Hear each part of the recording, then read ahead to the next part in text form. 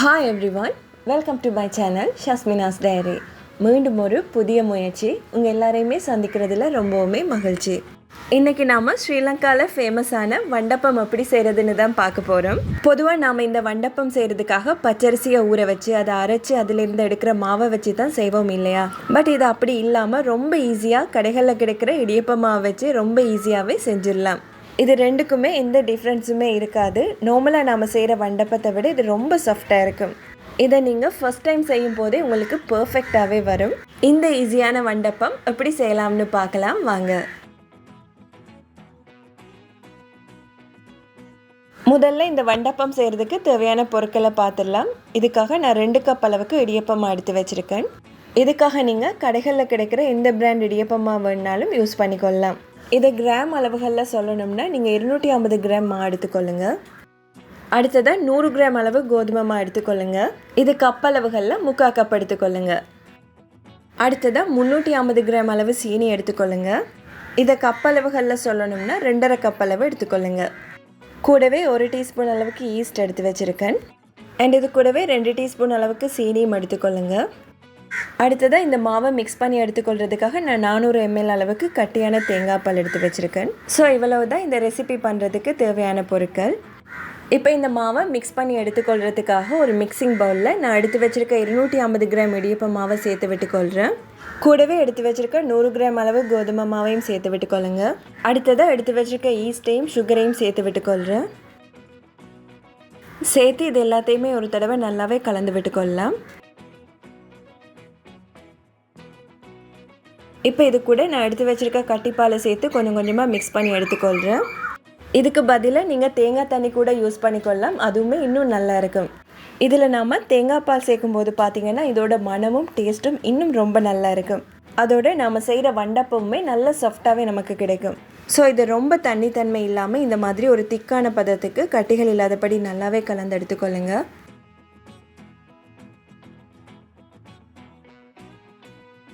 இதோட பதம் பார்த்திங்கன்னா இந்த கன்சிஸ்டன்சியில் இருக்கணும். இப்போ இதை நல்லா கலந்து விட்டதுக்கு அப்புறமா இது ஒரு மூடி போட்டு மூடி ஒரு 2 மணி நேரம் நல்லாவே ரெஸ்ட் பண்ண விட்டு எடுத்துக்கொள்ளுங்க. இந்த டைமில் இதுக்கான கேரமலை ரெடி பண்ணிக்கொள்ளலாம். இதுக்காக ஒரு பேனில் நான் எடுத்து வச்சுருக்க சீனியிலேருந்து ஒரு 4 டேபிள் ஸ்பூன் அளவுக்கு சீனி இதில் சேர்த்து விட்டுக்கொள்கிறேன். சேர்த்து இதை மீடியம் ஃப்ளேமில் மெல்ட் பண்ணி எடுத்துக்கொள்ளுங்க. இந்த வண்டப்பத்துக்கு பார்த்திங்கன்னா நல்ல கலரை கொடுக்கறது இந்த கேரமல் தான். ஸோ இதை கவனமாகவே கேரமல் பண்ணி எடுத்துக்கொள்ளுங்க, ரொம்ப கறிக்கிடாதீங்க. அதாவது இதில் கரண்டி எதுவுமே சேர்க்காமல் ஒரு கோல்டன் ப்ரௌன் கலர் ஆகும் வரைக்கும் இதை மெல்ட் பண்ணி எடுத்துக்கொள்ளலாம். இப்போ பார்த்திங்கன்னா நம்ம சேர்த்த சீனி எல்லாமே நல்லாவே மெல்ட் ஆகி வந்ததுக்கப்புறமா இதில் கரண்டி சேர்த்து நல்லாவே கலந்து விட்டுக்கொள்ளுங்க.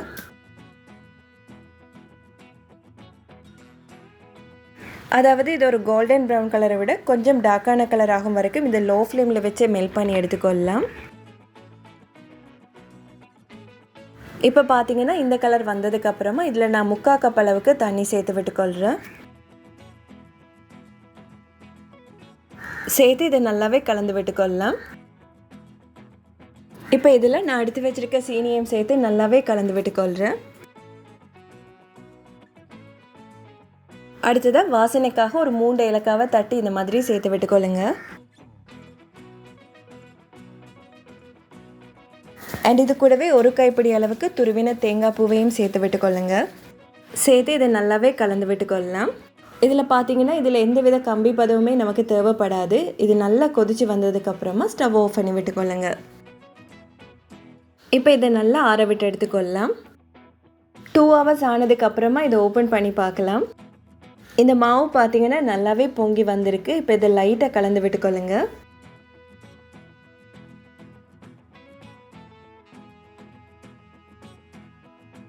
இப்போ இதில் நம்ம ஆற வச்ச கேரமலை இதோட சேர்த்து நல்லாவே கலந்து விட்டுக்கொள்ளலாம்.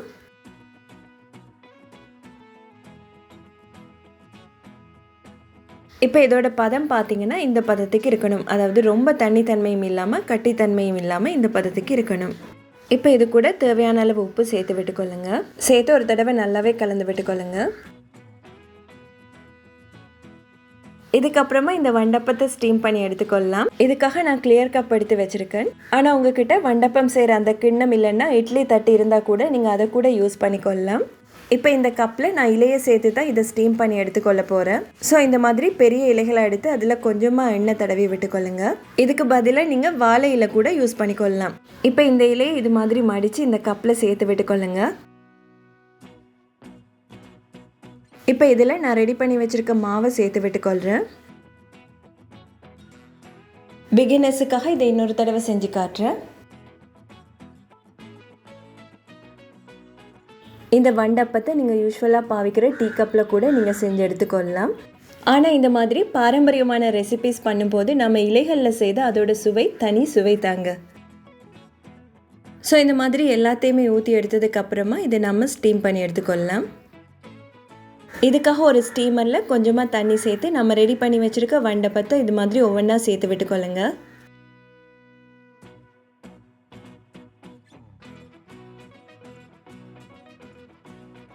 இப்போ இது ஒரு 45 நிமிஷம் வரைக்கும் ஸ்டீம் பண்ணி எடுத்துக்கொள்ளலாம். 45 நிமிஷத்துக்கு அப்புறமா இதை ஓப்பன் பண்ணி பார்க்கலாம். நம்மளுடைய வண்டப்பம் எல்லாமே கேக் மாதிரி நல்லாவே பொங்கி வந்திருக்கு. இப்போ இதை வெளியில் எடுத்துடலாம். இது பார்த்தீங்கன்னா அப்படியே கேக் மாதிரியே உள்ள சாஃப்டாக நல்ல பஞ்சு போல் இருக்கும்.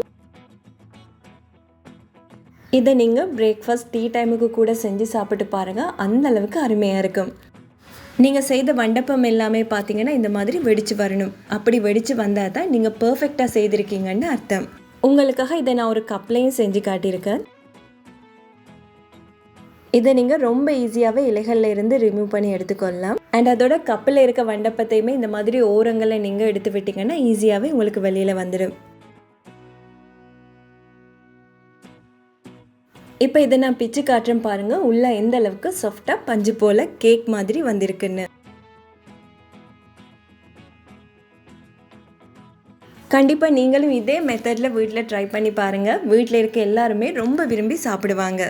இந்த முயற்சிக்கான பலன் உங்கள் அன்பான ஆதரவும் அழகான சொற்களும் தாங்க. முயற்சி செய்கிறவங்களுக்கு கை கொடுக்கணும்னா உங்கள் அன்பானவங்களுக்கு ஷேர் பண்ணுங்கள், தோள் கொடுங்க. இதே போல மீண்டும் ஒரு புது முயற்சியில் முடிந்தால் சந்திப்போம். அதுவரை மகிழ்ச்சியாக வாழ்வோம், முடிந்தால் வாழ வைப்போம். Bye bye.